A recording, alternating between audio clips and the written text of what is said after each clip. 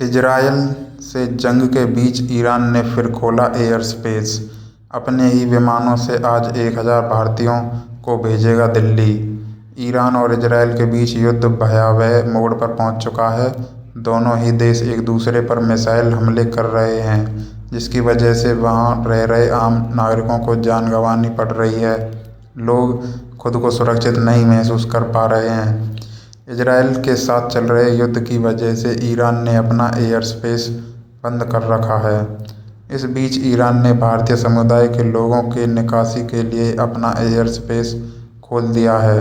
आज की रात को ईरान से नई दिल्ली 1000 भारतीय नागरिक पहुंचेंगे।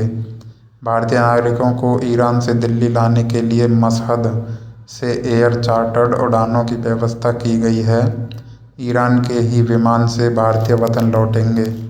ईरान के स्थानीय अधिकारियों ने पुष्टि की है कि जो लोग भारतीय ईरान छोड़कर जाना चाहते हैं, उनके लिए चार्टर्ड उड़ानों की व्यवस्था की गई है। अधिकारियों ने इस बात पर जोर दिया है कि क्षेत्रीय तनाव के बीच ईरान भारतीय नागरिकों की सुरक्षा सुनिश्चित करना चाहता है। ईरान की ओर से ये व्यवस्था तब की गई जब 2 दिन पहले भारत सरकार ने ऑपरेशन सिंधु की शुरुआत की। इस ऑपरेशन के तहत भारत सरकार ईरान में फंसे भारतीय नागरिकों को वतन लौटने में मदद कर रही है। इजरायल से बढ़ते सैन्य हमलों की वजह से मध्य पूर्व में तनाव चरम सीमा पर पहुंच गया है। ईरान ने भारत से अपील की है कि वह इजरायल की ओर से की जा रहे हमलों की निंदा करे। ईरान ने कहा है कि अगर भारत ऐसा नहीं करता है तो वह हमला करने वालों को प्रोत्साहन देगा, जो खुद के सामने एक दूसरे को हीन समझते हैं। इजरायल खुद को पीड़ित बताकर हमलावर की भूमिका निभाता है। भारत में ईरानी मिशन के उप प्रमुख मोहम्मद जावेद हुसैनी ने समाचार एजेंसी ANI से बातचीत करते हुए कहा, ईरान ने ताज़ा हमला कर अपनी सैन्य क्षमताओं को दिखाया है, जिससे इजरायल भी हैरान हो गया है। अगर वे शांति चाहते हैं तो हमने देशों से कहा है कि पहले इजरायल की ओर से किए जा रहे हमलों की निंदा करें। उससे पहले सीज फायर बेकार है। ईरान लंबे समय के लिए तैयार है। ईरान इजरायल के बीच संघर्ष से पड़ोसी देशों, भारत जैसे देशों के हित में नहीं होगा। इस संघर्ष से हर कोई प्रभावित होगा।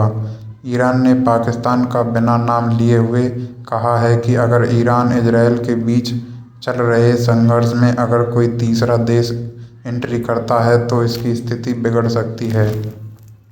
ईरान ने अमेरिका पर मनोवैज्ञानिक युद्ध छेड़ने का आरोप लगाया है। ईरान ने कहा है कि अमेरिका इस संघर्ष को और जटिल बनाने की कोशिश में जुटा हुआ है। ईरान ने इजरायल के उस दावे को खारिज कर दिया है जिसमें इजरायल ने दावा किया कि ईरान ने उनके अस्पताल पर मिसाइलों से हमला किया है। ईरान का कहना है कि उसने अस्पताल नहीं बल्कि इजरायल के सैन्य कार्यालय पर हमला किया है। ईरान ने इसे संभावित कोलेट्रल डैमेज बताया है।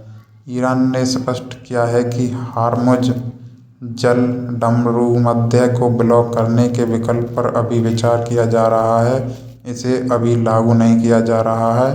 अगर इजरायल के साथ संघर्ष जारी रहा तो ब्लॉक करने पर मजबूर होंगे।